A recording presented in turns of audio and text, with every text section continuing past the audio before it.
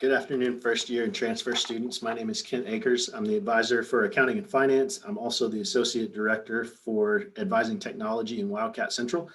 Some of you are my advising students, and some of you may be students of other advisors who have decided to share this video with you to help you have the information you need for registration day.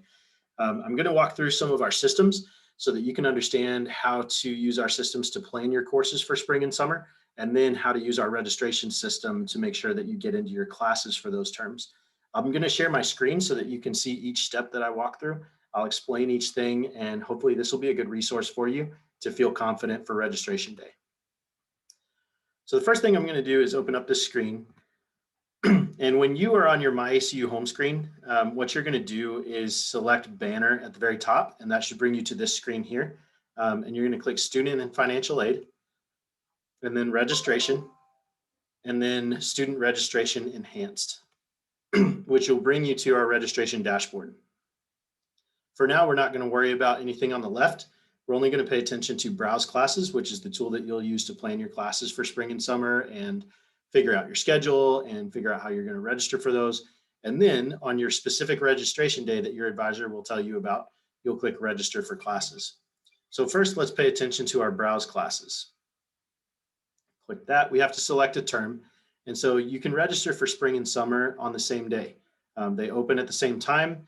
And so for now, we're going to look at spring 2021. Now, this is our search engine for our courses.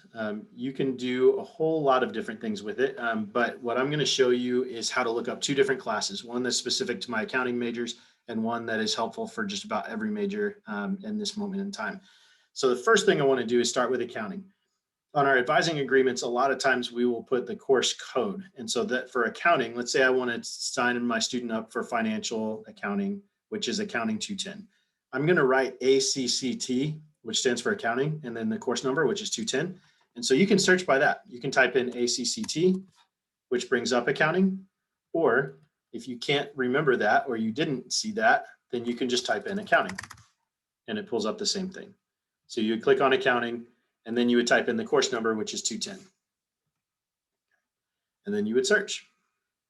Now this brings up every class that's possible for you to take. You see there's only 3 here. Right now it's displaying 10 per page. I'm going to change that to 20 because I know that when I search for Bible, it's going to have more than 10.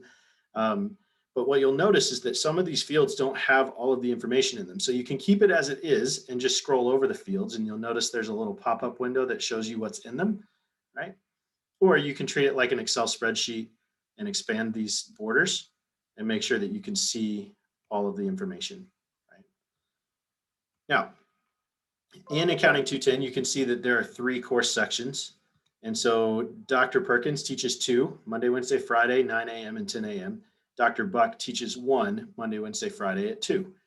And so what's really important here is that we pay attention to our CRN. That stands for course registration number. And that's the number you need to write down to make sure that you're putting your schedule together in the right way and not conflicting classes, times, or days, right?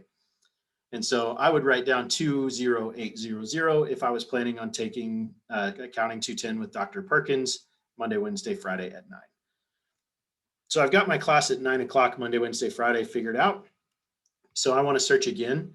And now my advisor maybe has told me to look for Bible 102. So you can type in Bible and select that, or you can type what they will write on your sheet, which is BIBL, and select Bible that way. And then they've told us to look for 102, so I click type in 102, and I click search. Now there's very many more here, right? And so luckily I've selected 20 per page because that's how many sections there seem to be. And I'm kind of looking at things this way. Now I've already planned my class for Monday, Wednesday, Friday at 9. I know that's where my accounting is. So I couldn't take this class with David Knipe Monday, Wednesday, Friday at 9 also. So maybe I want to try to do a Tuesday, Thursday class. Let's say I want to do that at 8 o'clock with Dr. DeBoer, Tuesday, Thursday here. So my CRN is here, it's 20345. And what you'll notice with Bibles is that these are only 1 digit off from each other. So going to class at 8 o'clock Tuesday, Thursday with Dr. DeBoer is very different than going to the other section she teaches that's Tuesday, Thursday at 1:30 in the afternoon. But there's only 1 digit difference in the CRN. So if you don't take anything else away from today, take away the fact that you need to pay close attention to your course registration numbers and double check those before registration. Now, let's say registration day has come around. You go through the same steps to get to your register for classes portal. Your registration will open at 3 o'clock in the afternoon.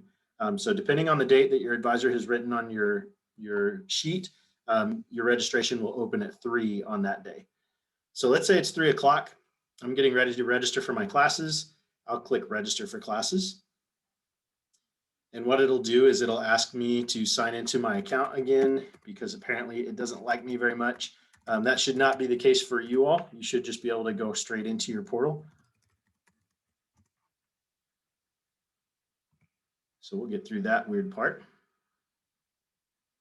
But what you should see after, you don't have to select that either. This is just my role here, is that it'll ask you for your term for registration. Right? And so you'll select spring 2021 or summer 2021, depending on what you're trying to register for at the moment. And then it'll ask you for your alternate PIN, which is your advising release code. And so that's a 3-digit code that is unique to you. And for me, it's 610100. And so I'll continue that.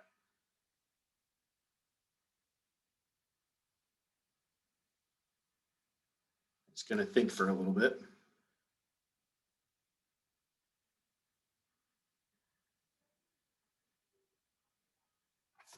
Okay, so when we land here, this is the window that you see for registration. There are 3 functional windows here. So this top window is the window in which you can search for classes. This shows you which courses you have actually gotten into and what their status is. And this window shows you like what your schedule will look like. So you can move these around. They move up and down, side to side, to get bigger or smaller, however you would like.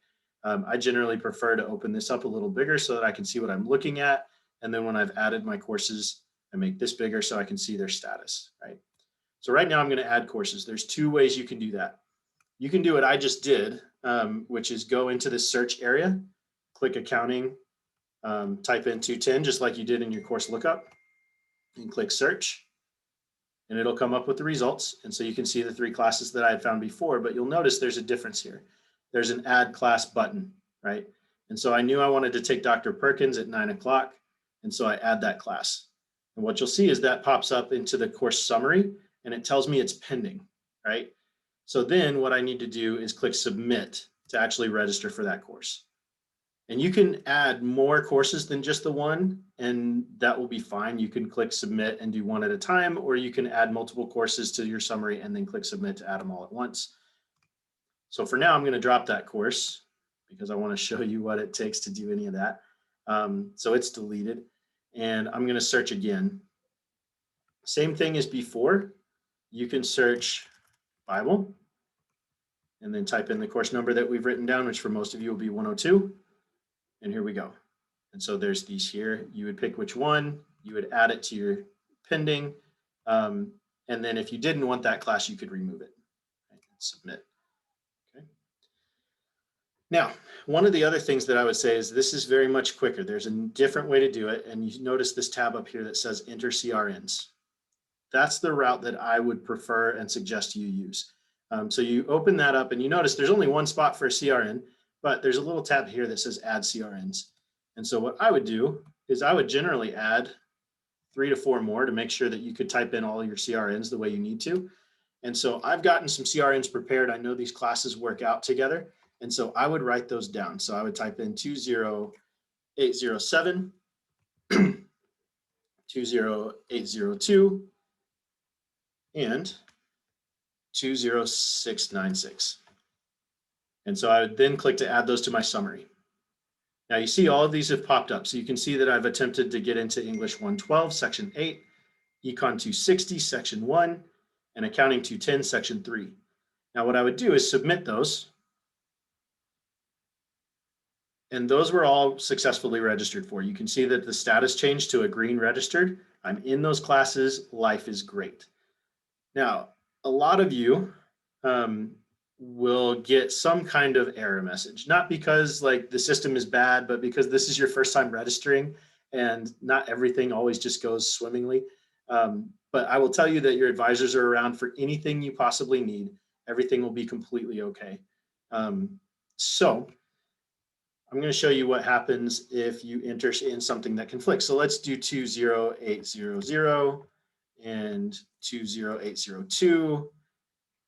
And let's say I've added those. We'll add those to the summary.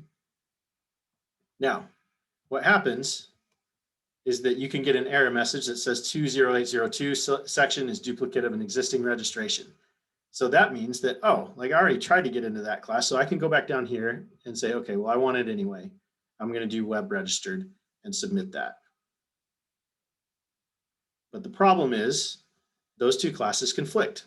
Now it let me into my financial accounting, but it gave me a red mark here on macro economics, and it gave me a good error message. This tells me that Econ 260 CRN 20802 has a time conflict with my financial accounting.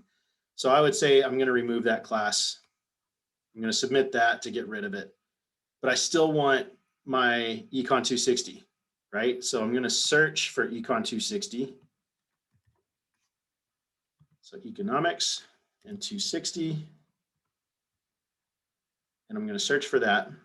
Now, what you'll notice is there are a couple of sections here, right? And I can't register, it doesn't look like, for either one because there's a time conflict here. It will tell me that there's a time conflict, right? And so that may mean that I need to pick some other class. So let's try to look for Econ 261. And here I can register for these. So this one doesn't conflict with my accounting, so I can add it. And I'll notice that it shows pending, and I'll submit. And look at there, it actually fits, it worked. And that's why we tell you like some alternative classes, just in case something conflicts or fills up. And that way you can have a good recourse to find something else later. Now, this can be a kind of an overwhelming and complicated process.